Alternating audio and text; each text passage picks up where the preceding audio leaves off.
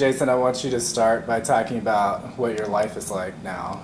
Where do you live? What do you do? All that good shit. So I'm currently a student about to graduate with a Bachelor of Science from Oregon State University. I'm studying digital communications.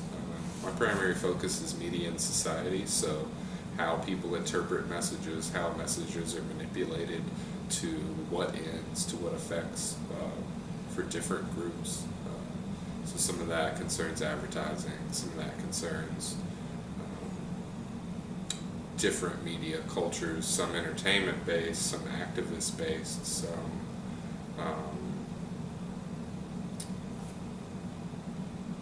some that doesn't even seemingly have a purpose, although it ends up accomplishing purposes anyway. I'm originally from Danville, Virginia.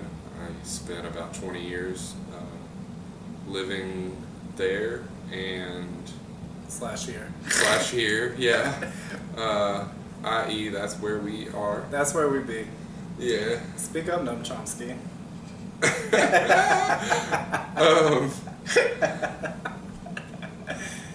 Have you ever watched Noam Chomsky in a video? Because he's getting so old.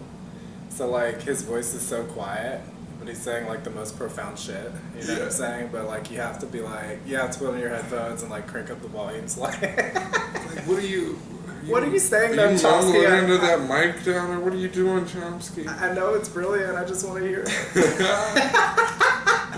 I tend to be soft-spoken. Make sure people are listening, you know? I guess. I don't know. People don't actively listen to. They don't. You have to like force them. You gotta yell out. You're sitting here talking about your media credentials. Right. So you all know that you have to make people listen. You're like, when even then, sometimes they don't hear you. Right. You don't ever know. You don't ever know. So I'm curious about the series of which we are creating a work to be a part is poverty and class consciousness. And so I'm curious if your perspectives on poverty and class consciousness growing up in Danville, where we have a lot of poverty, have affected your trajectory, your life path, your decisions to do media studies and all the other skills that you're developing in Oregon. Most definitely. For a long time, I thought that I grew up in relative poverty, which, as it turns out, I did. And I wasn't happy for a long time as a child, and I thought that access to money, access to different resources would be something that made me happy. And so I sought out a career with the sole purpose of making money without regard to what I was interested in. So I ended up working as an electrician for 8 or 9 years, some in the U.S. Navy, some in the private sector after that. And then kind of at the end of that road, I realized oh shit, I hate doing this work. I've made a fair amount of money, but I kind of hate myself at the end of the day. So why would I continue to do this? And so I had veteran benefits. So I sought out a place to kind of embrace my desire and find my passions. I had some vague ideas about what those might be, but really wasn't certain about it, and got accepted into school under an economics program, and kind of at the time it felt like a really random, hasty decision to switch to digital communications, which I did before my first term ever started at school. And then my first year through that program, I was still very uncertain about what I was doing. I didn't know what that was going to look like after I finished it. I didn't know, how how I was going to utilize these different skills that I'm learning, or even necessarily what the skills were at the time. And it's only in the past, year or so that I've started to see that picture develop and see those pieces fit together. What does the picture look like? The picture looks like, to me, I plan to work when I graduate. I don't know specifically what particular industry that I'll be in, because I have a varied skill set that I can apply to many different industries. All businesses communicate, both internally and externally. All businesses are communicating with the public constantly, especially now where social media and different internet platforms are so emphasized, and you have to participate in that in order to have a voice. I am more interested in activism and community empowerment, probably more than any other interest. So I can see, I would prefer to work within that realm, but that doesn't necessarily mean that that's what's going to happen. I don't know, because I'm not there, Right. I would say, though, my willingness to travel and to expose myself to many different places and ideas and concepts have given me access to resources that I didn't have, in so many different ways, both socially and politically and spiritually. I've grown so much, and I don't think that that's a very big possibility for someone who stays in a poverty-stricken area like this. I mean, I'm not saying it's not possible, because it certainly is. I know people personally that have done that, but most of those people that have made that growth at some point have left and have lived elsewhere. I think that the exposure to just communities that are much more developed and much more community-centered, even when they're bigger communities, give you as an individual access to these ideas even within yourself, So essentially those ideas are already there all along, but you don't, until you see either a person or an organization that you can try to emulate a little bit, you don't have that push to get you going in that trajectory at all. I've noticed with friends that I, say, went to high school with, a lot of them are very stagnant. And part of their stagnation is completely related to staying in one place. You stagnate physically, and so then you stagnate in other ways in your life also, Right. Well, I was talking online with a friend of mine recently about the learned helplessness studies, which you may be familiar with.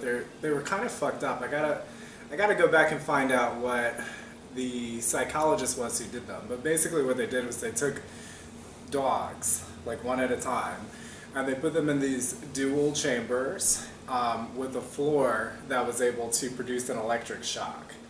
And so they would find that the dog, there would be a barrier between the chambers, and if you shock one floor but not the other floor, the dog would jump over to move away from the shock. Mm-hmm.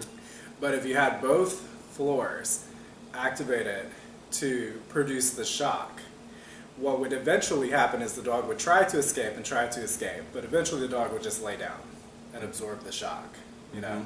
So I don't know, I take issue with that notion of one must travel to become enlightened or whatever, because I just think about my great grandmother and how she literally never saw the ocean. I do come from, my family's been upwardly mobile for say 4 generations, including myself, and And I just think about, a life being worthwhile. You know what I'm saying? Like you don't have to, especially to develop a knowledge of self or like an intrapersonal intelligence. I mean, I think a lot of that will just naturally come, and I think people can be inquisitive and inside of themselves and find that thing. So I debunk. The reason I debunk and like wish to take issue with that particular element, fully admitting that I am someone who has lived elsewhere, and that definitely contributed to my process. But I don't think, as someone who aims to be an activist amongst a population that doesn't have access to the same potentialities for comfortable travel, I wish to reject that thesis that one has to travel to come to the awareness that one needs to better their situation.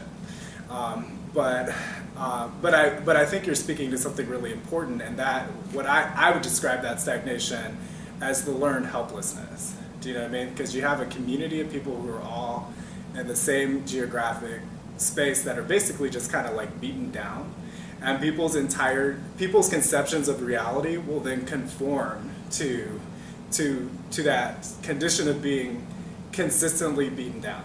Do you know what I mean? Like they just like, you cannot imagine an expanded possibility, and then you get into this like circular thought pattern that becomes the collective shared reality within the impoverished community of what is possible, which is a very reduced, diminished, linearized, boxed in. The thought itself is the thought forms themselves are the cage, and so it is a valid path.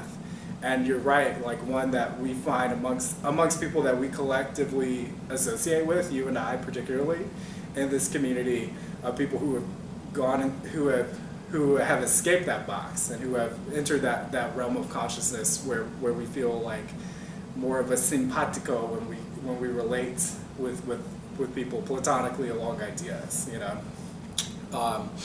like there is a common thread of everyone has lived elsewhere. Do you know what I mean? Yeah. So, but I think we should rather, especially if we aim to be activists, and this something like you in particular could figure into this type of equation with your interest in media studies. How do we give that consciousness or offer that consciousness to people who won't be able to conceive of themselves as having the opportunity to travel. Anyone can travel. I've known tons of people who've literally hitchhiked all across the world, but some people, and for valid reasons, and for inflated and not particularly valid reasons, a lot of people won't conceive of themselves as being able to give themselves license to do that. And that's just a reality that we confront. So I feel compelled, personally, to we need to spread this consciousness. We need to get people out of that mental and cultural cage, and meet them where they are, and not say, oh, you have to have this sort of access to this experience in order to get there. Do you know what I'm saying? Yeah. I guess I spoke that way about the traveling more because the discussion at that point was kind of framed around my experience. However, I do see your valid point. I mean, when talking about activism specifically, especially, it's not as if, we're trying to empower a community, trying to facilitate change within a community. Right. You can't move the community to another community. That's not the goal. Or you can't just say, okay, everybody go live somewhere for a year. And come back. And then we'll reconvene. No, it doesn't work and that then way we'll have a all. movement. But in kind of not kind of as a point counterpoint thing, right? I would say if where we're looking to get, both to help other people get to a place, and I don't mean a physical place, I mean to a mental, emotional, to feel empowered, to not feel helpless. Right. If that's the goal of the place, I would say there are multiple routes to that same place, and I think that's what you're trying to get at. Also, is we have to find other ways to encourage, to help facilitate, you know, and not kind of approach people with this idea of, oh, you need to leave, because that's not possible for a good amount of people, and B, not really beneficial for the community at large. You know, when you don't want to take people out of the community, you want to, you know, help people realize that there is a community, that there is this possibility that these things can be real here. And it's taken me a long time to even see the feasibility of that being a legitimate thing. You know, but I do see that. I do see enough changes in enough different areas where that's a potential. That's a real potential. I think that there need to be multiple leaders in many different other areas that are really, in some senses, operating from a selfless, I'm doing this for this bigger thing beyond myself, you know, and not have personal agendas other than the thing, you know, because you can make that a bigger thing that's not even you're just a part of it, your own agenda. So you need people to do that instead of like, oh, well, I'm just going to operate on a basis of I'm going to get what I need and then I'm good. Because that's not, you know, that's not really even going to help that person. You know, I mean, maybe to a point.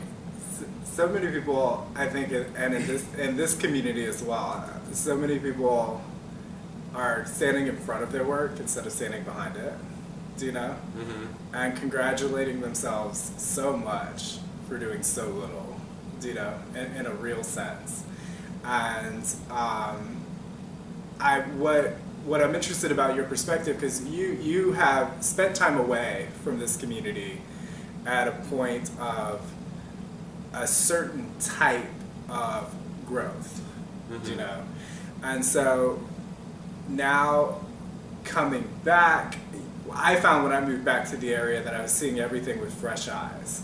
And so, like, as you're going to and fro, I imagine that your perspective is renewed somewhat, and that you have that same type of fresh eye effect. You know, you've got another point of reference to directly compare it to, and you've got these gaps of time where, you know, it's just like watching a child grow. The parent may not notice that their child's growing, but the aunt who lives across the country will be like, "Oh, you're so much taller than what I remember you." Right. You know I what I'm love saying? that metaphor. Right. Yeah. And so when you come back to Danville and you see some of these changes, what are you seeing?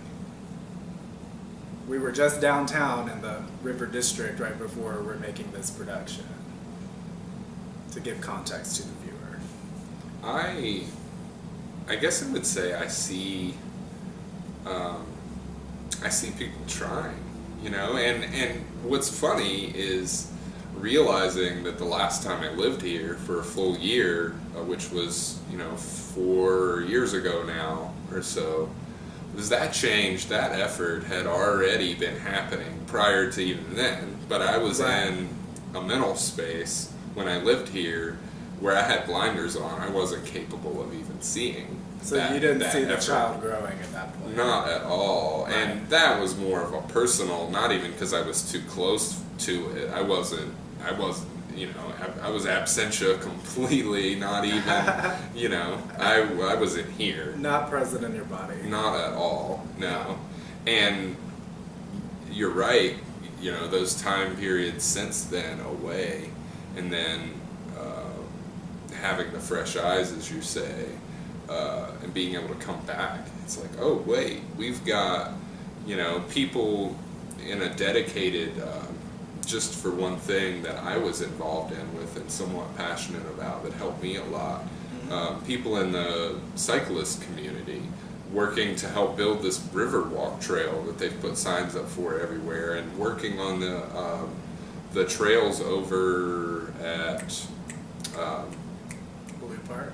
Not at Blue Park, the other park over off of 58. The mountain biking. Daniel? Yeah, Dan Daniel, but also the mountain biking trails that are also Right. wonderful for walking too, if you ever feel inclined. They're great, and that, just to give it an official whatever, that trail system has been voted the best trail system in the state, for a few years running, right? Which is like, oh wow, and there are tons of trail systems in the state. That's just one thing. There's that thunderstorm we were talking about. Yes. As foreshadowed. Yeah. But other things, like you say, the River District and different restaurants, different more culture, community-related things. The farmers market has grown. There have been people trying to actively make art and put art in public spaces for people to enjoy, to maybe encourage other artists to get involved. I think maybe we're at a point where there is some energy, right? There's some progressive, forward-moving energy, but some of that energy doesn't really have anywhere to go, and so there need to be spaces for that energy to go. Right. That's not to say that there doesn't need to be more of a cultivation of the energy too, because you still have other people that maybe are not at that point that could be, So a growing degree of engagement. Yes. I find I'm ambivalent about the River District because on the one hand I think that it is encouraging community. It is encouraging a focal point for energy to be built and for exchanges to be made. But I'm a little, it's not particularly exciting or innovative because it just looks so much like what's happening in so many other places. And it looks so much like this sort of standardized gentrification trajectory. Do you know what I'm saying? Absolutely. Like Soto Sopa, have you seen that episode? I was gonna mention that. Yeah, the River District is our Soto Sopa. Yeah. And they even gave a fucking name to that, to the North Main Hill place, like, that is like the Shiti Pa town. Do you know what I mean? I was gonna say, you have that part town. at the top of North Main Hill, but go down Main Street towards Riverside. It's like, oh, what are these like 15 shops that are still boarded up and like, what? They're calling North Main Hill Neapolis, I think. Like, it's like just something really kind of icky like That's that. too douchey. It's way too douchey. Yeah. And let's say you've got all these like banners downtown of this cute it's a cute logo, don't get me wrong. Do you know what I'm saying? But it just feels like, okay, we got an upgraded mousetrap. Sweet. We got an upgraded gerbil cage, I see. But like, and so gentrification, and like Neapolis is particularly ironic because if you go 2 blocks in either direction of Neapolis, you see abject poverty.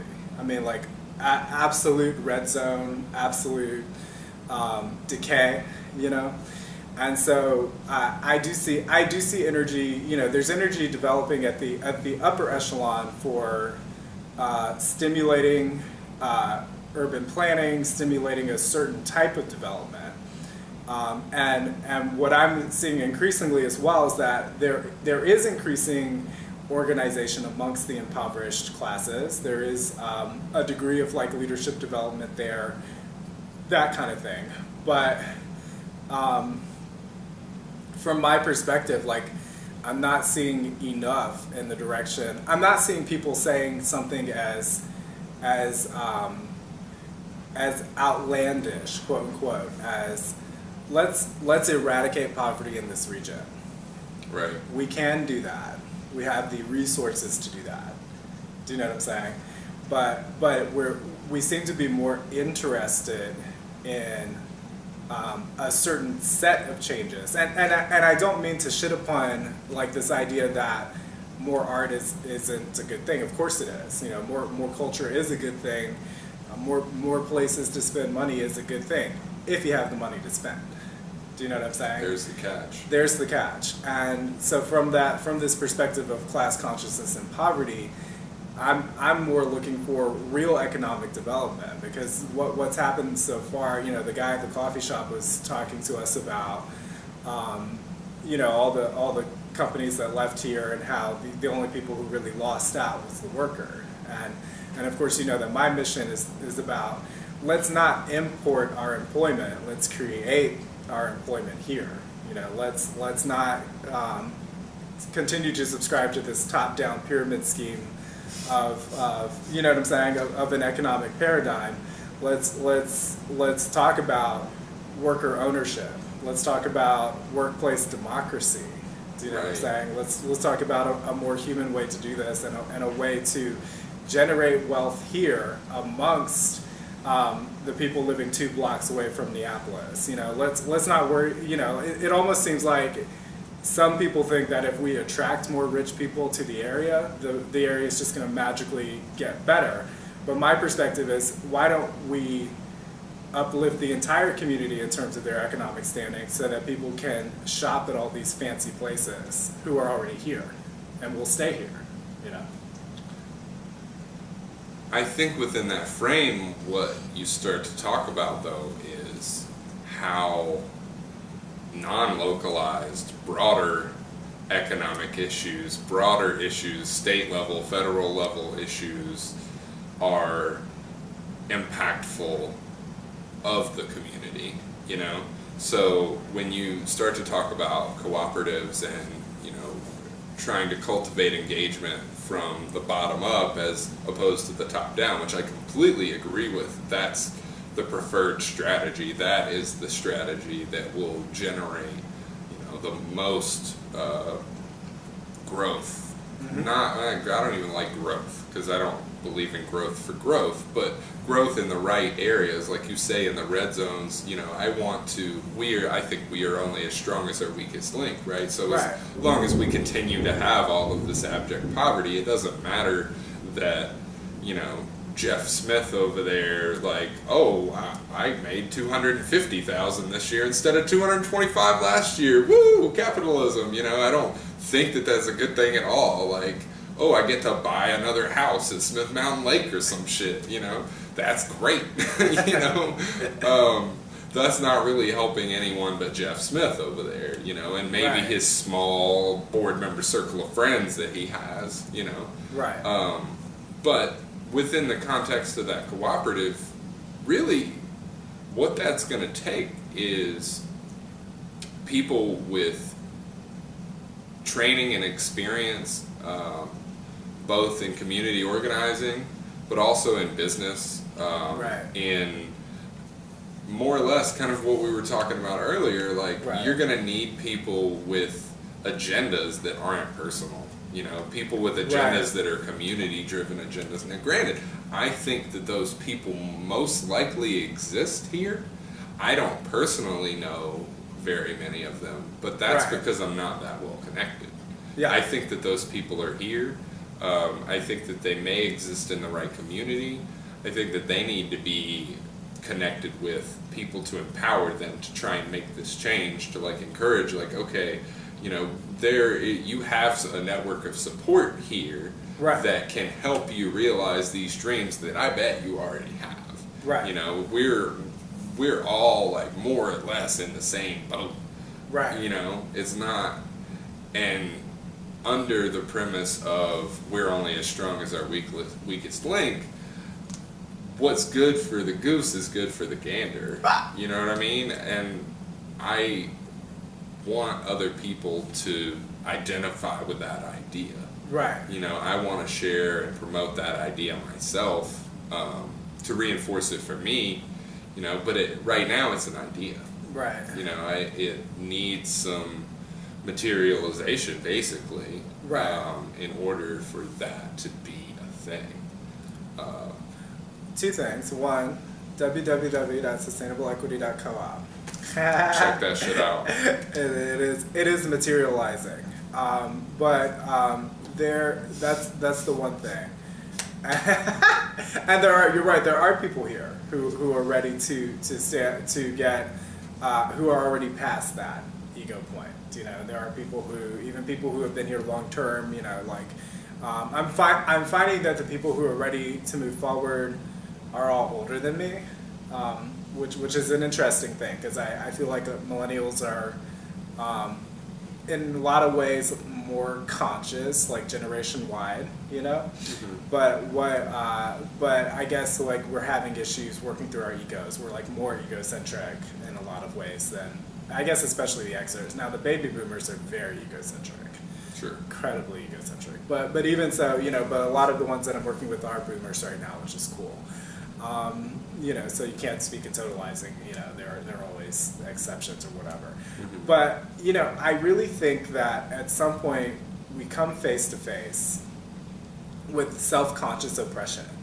Meaning, for the situation to exist as it is, there have to be people who are self-aware about their selfishness and about the fact that they really don't want poor people to have any type of quality of life, because they conceive of that as existing at their expense. Do you know what I'm saying? And that part of divide and conquer, and something that Tina and I have encountered recently, is this sort of colonized mindset where even people who are on the short end of the stick, proverbially speaking, people who work very hard for not a whole lot, will still repeat these ideas of I deserve what I have because I sacrifice, and therefore everyone should sacrifice as I have, and those who are not sacrificing are invalid and don't deserve the same thing. But then you have other people who have this mindset of, why should I subject myself to that level of exploitation? I know what's happening in the world. I know that there are people who are generating massive amounts of wealth and comfort and power at the expense of what would be myself if I plugged into that paradigm. So it's interesting. There are multiple levels. What do we say to the self-conscious oppressor who says, I assert this, I assert my privilege, I assert my wealth at the expense of others? And maybe do we need to talk to that person, or do we just need to work around that person? And then what do we say to that other person who is repeating the hegemonic mindset? They're not necessarily even the person that you look at as a self-conscious oppressor, but they are the oppressed person who identifies with the oppressor. Right. How do you, there is the community organizing element where we have to get people together who are self-conscious about being oppressed and who are ready to move forward collectively. But inevitably, like I said, you are confronted by those other factors, I would say, for the people in the position of, if they're self-conscious oppressors, i.e. if they're already aware that that's what they're doing, perhaps they would be in a position to hear something like that and it'd be okay. But by and large, I would think that people in that position, whether self-conscious or not, are not really all that interested in hearing that as a direct message targeted at them specifically as individuals. And I think that them hearing the message is important, but I think that they need to hear it through more of a passive, and by passive I don't mean to say like we need to try and like hint at them like, hey, what you're doing might not be all that great. Like, no, I'm talking about very aggressive pacifism, like direct action, so it's more of you speak to them by showing massive solidarity amongst the oppressed, exactly, and through the action of collectively deciding to move forward, we show those people who would like to keep people down, that might not be the wisest course for them. Right. Well, and also, I think that there is some sense of kind of what you hinted at there, and appealing to someone's best interest, right? Or appealing to what their interests are. So if you can show someone, like, wait a minute, like, you've been doing this thing in this way for some time, and maybe that worked, to what degree that worked, I'm not even going to judge that. What I'm going to tell you is now that there's a different opportunity, and this is how this can benefit you. You know what I mean? Well, like what you were talking about earlier, most people tend to operate from some degree of egocentrism in that, like, I'm gonna do what is best for me at the end of the day. Like, I have all of these other things that I'm passionate about that I'd love to see social change happen on a broader level, but like right now I'm taking care of this, so you know. So like a sociopath can only get on board with collective change and collective upliftment if it's framed in terms of directly of their self-interest. Basically. Right. And there may be a degree of coercion and manipulation at that, you know, but I mean, I'm not saying that that's a bad thing necessarily. Well, I don't know. It's not, you know, if you're talking about a hypothetical scenario of real community power, you don't really have to. Coercion might be an appropriate term, but manipulation I wouldn't say is, you know, because if you can get people in mass organized around a single agenda, you don't have to in any way package that agenda other than just saying, this is what we demand. You know? I agree with that. I mean, the people have the power, whether they realize that or not.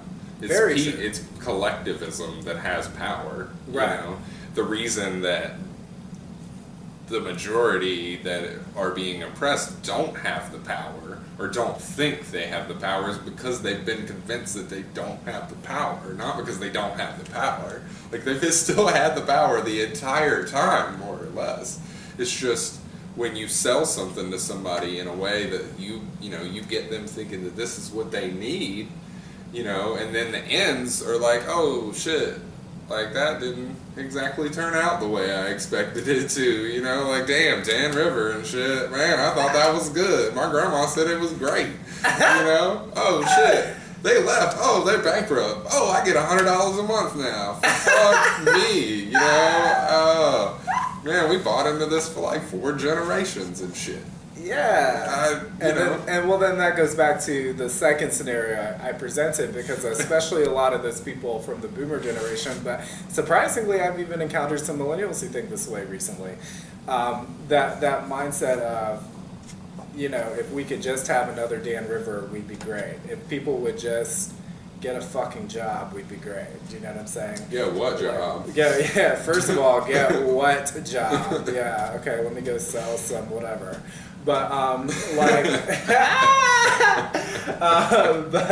but that mentality of, okay, all of the problems in society amount to the fact that certain people, who are most typically going to be young people or minorities or, you know, whatever, certain people aren't working enough and therefore I'm suffering. You know, like that kind of divide and conquer, the manifest effects of divide and conquer propaganda, you know? Mm-hmm. These people present challenges as well, because if we are to unite a critical mass, there's some sort of, maybe, to use a term, like maybe some evangelizing that must take place. Absolutely. There's some sort of a conversion to a different type of awareness that is necessary. And I'm curious, especially as someone who is thinking of becoming, shall we say, a propagandist for the people, through your media career or whatever. What is the message for those sorts of people? You know, the people who have been sort of like colonized by a certain type of rhetoric. How do we bring those people to a different type of consciousness? I think that you have to approach them with terms that they may be aware of, but not all that familiar with, Because if you approach them with the language that they're used, that they already have all of these preconceived notions of, they already know what, you talk about, I can't think of a specific example right now. But So we just tell them to get a job? no, not at all, not at all. What you need to say there is like, maybe, I would call it the art of suggestion, right? So if you're talking to somebody and you want to the convince people who need to be manipulated. You want to convince them of something, right? Do you tell them that this is what they need to know, or do you do a little subversive, like, maybe I was kind of thinking, what would happen if, like, instead of me looking and seeing all of these others, look at the camera when you say this. Instead of me looking at all of these others that are responsible for all of these problems, maybe, like, look up every now and then. To Jesus? If that's what you want to call it. What I'm saying is that there are forces pulling strings and puppeteering all the way up here. And, like, right. You don't even see the strings because you can't see the hands controlling them like this, right?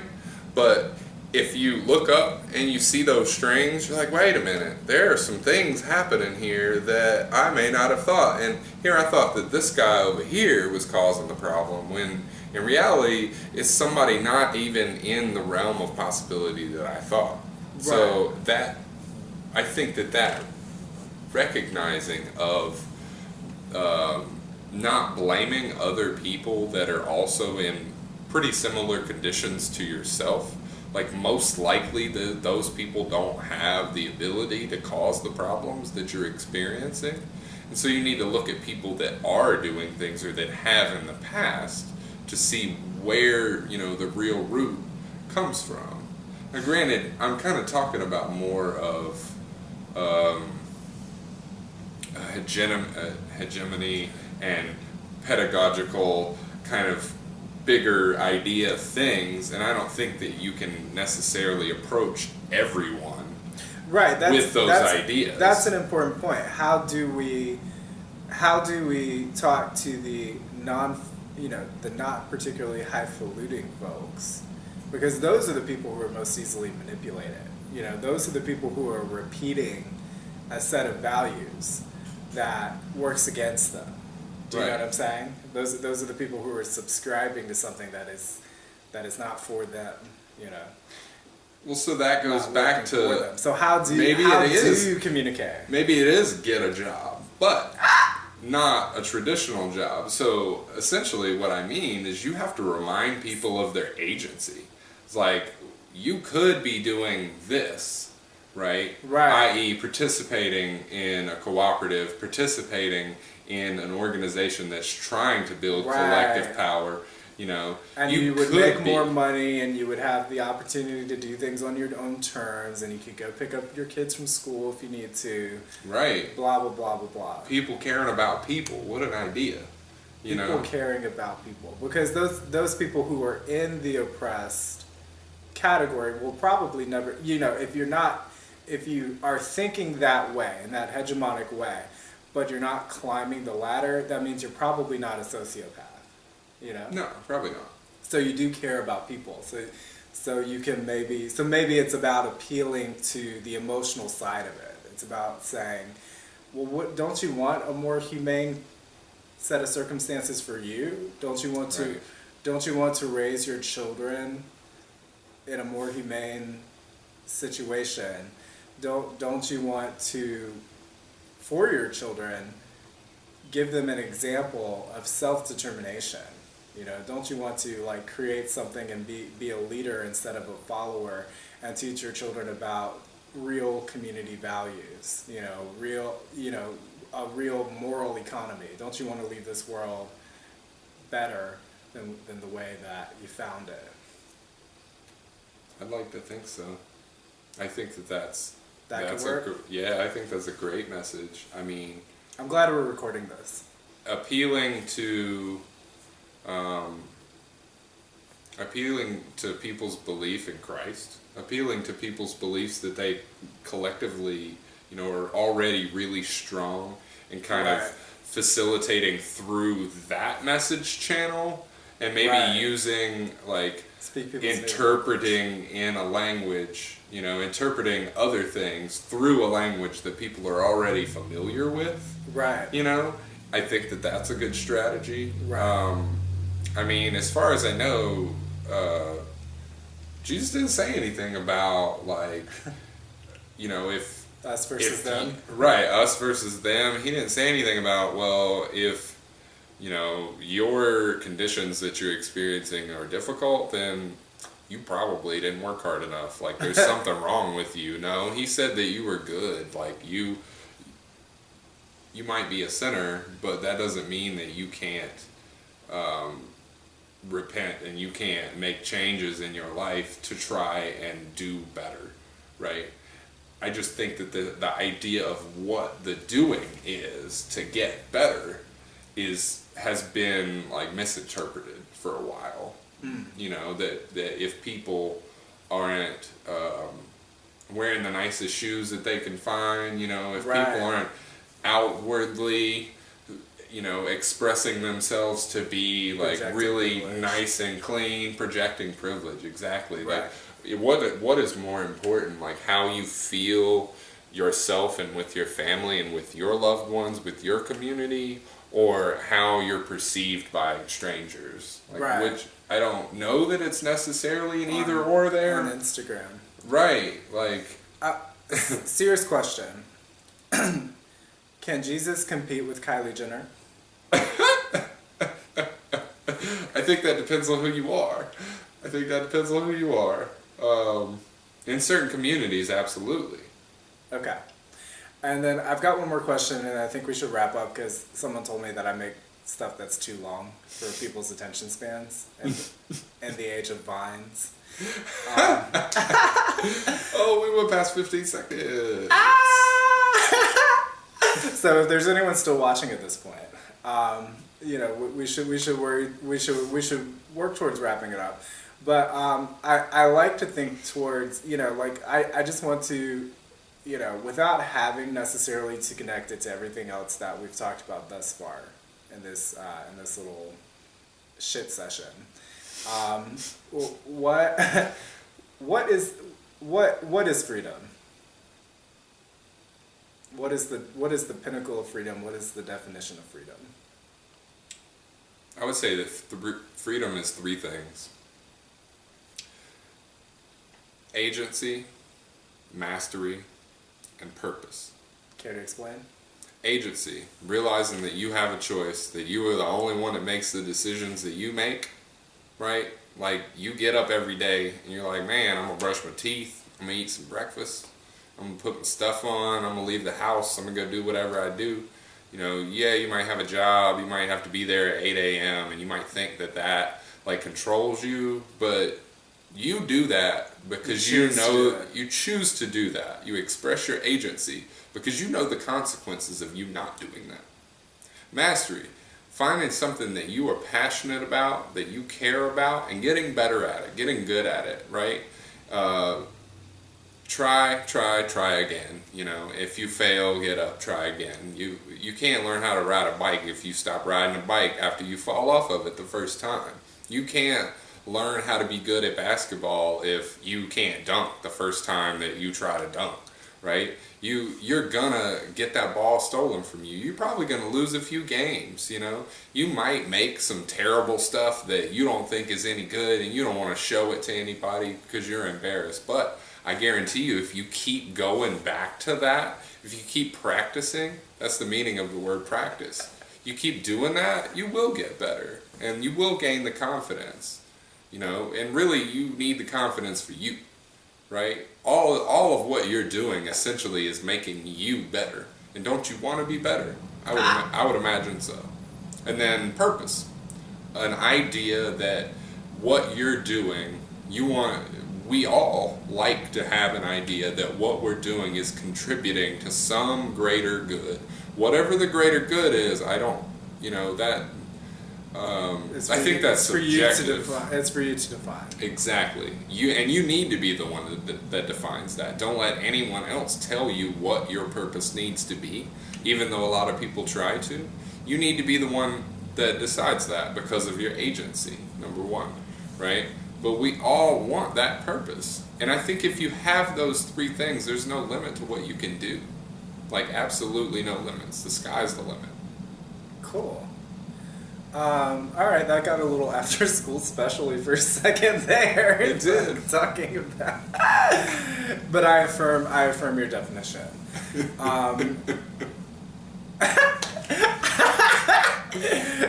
Jason knows I'm a bitch. Let's cheers to that. I think we did the damn thing. What do you think?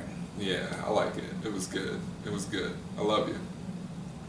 I love you too, Jason. Oh. Oh, God, too mushy. Oh no, you gotta have that emotion. Don't hide from that shit. Oh yeah, no, that's different video. Different video. Oh, see, our radical emotionality, man.